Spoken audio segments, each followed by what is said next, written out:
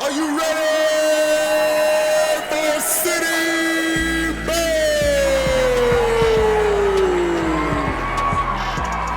Mista Solo! Give it up! Give it up! Hey!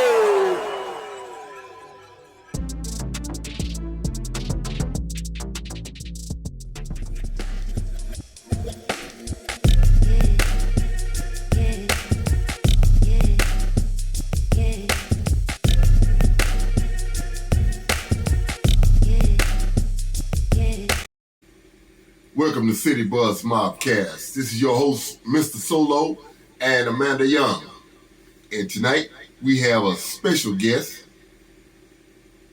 from Leavenworth, Kansas. Goes by the name of Sean Alexander, also known as K-Town. So if y'all know K-Town, we about to hit him up right here and get into this interview with K-Town and see what's going on and get the other side of the story.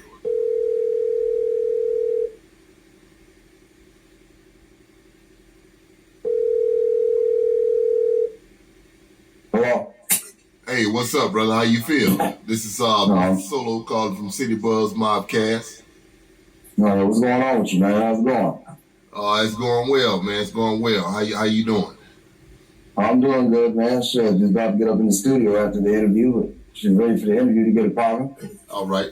Yeah, we got a few questions, you know what I'm saying, that have been asked, like the first thing, like, we hear that you say you grew up on Motown music and Tupac and Nipsey Hussle. Yes. Okay. So really, I grew up on Motown. I mean, my mom, from the time I was 5 years old, I listened to Michael Jackson, James Brown. I mean, you name it, Sammy Davis Jr., all the old greats, you know what I'm saying? I grew up on all of that, so I had a connection with music from a real young age. But when I heard Tupac and Nipsey, that's what kind of got me into rapping, so. Okay.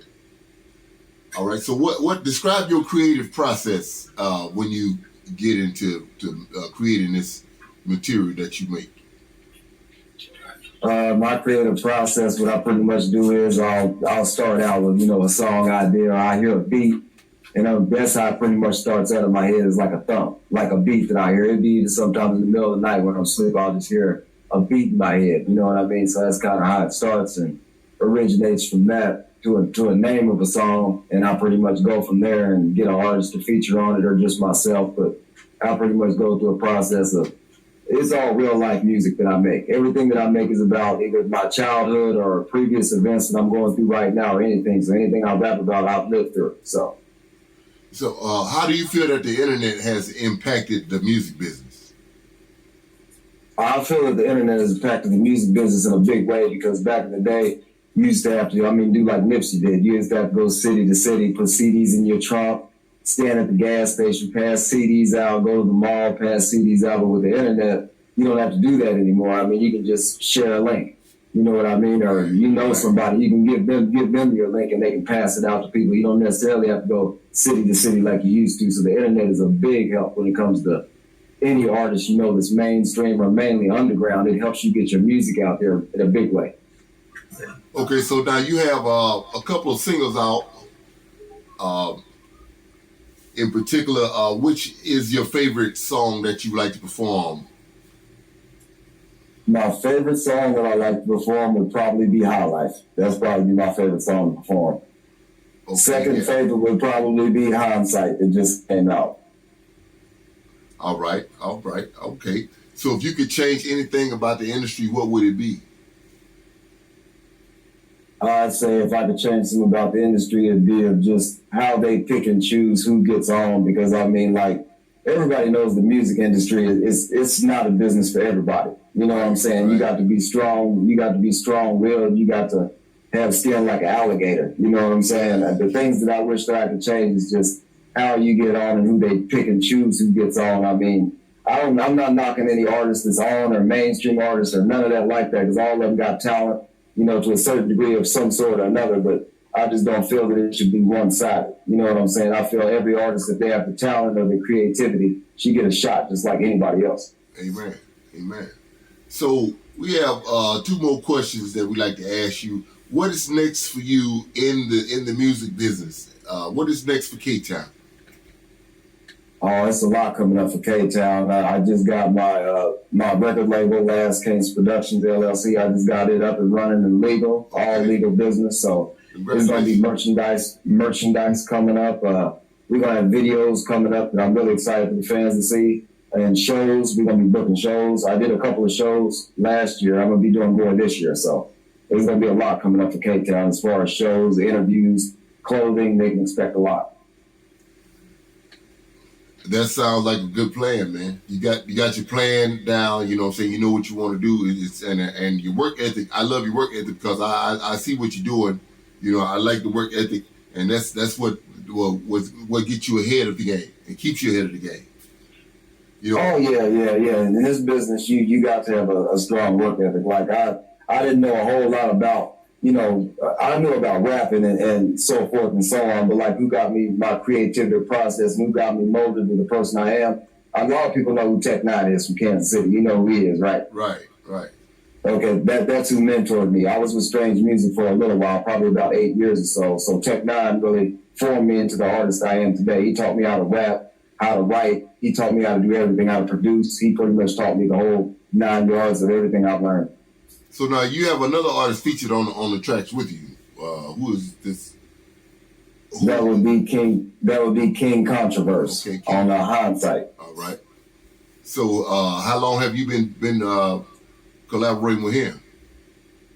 I've been collaborating with Controverse. It's been almost a year and a half now. Actually, we hooked up on the internet as well, me networking. And he told me like my work ethic wanted to collab, and we've been doing tracks ever since together.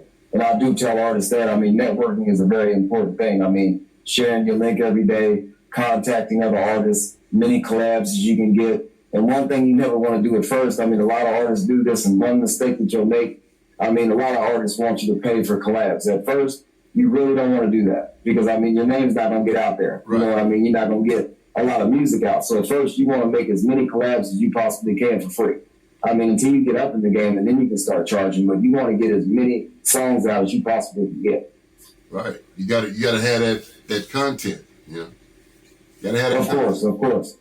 Yeah, and you got to have a hookup with real good artists too. And I'm blessed to be working with a real good group of guys. So I got to give a definite shout out to King Controverse is on a lot of my tracks. Mista Solo is on a lot of my tracks. R&BD, The Real Prophet. Those are all my guys, man. If it wasn't for them, I wouldn't be where I'm at today.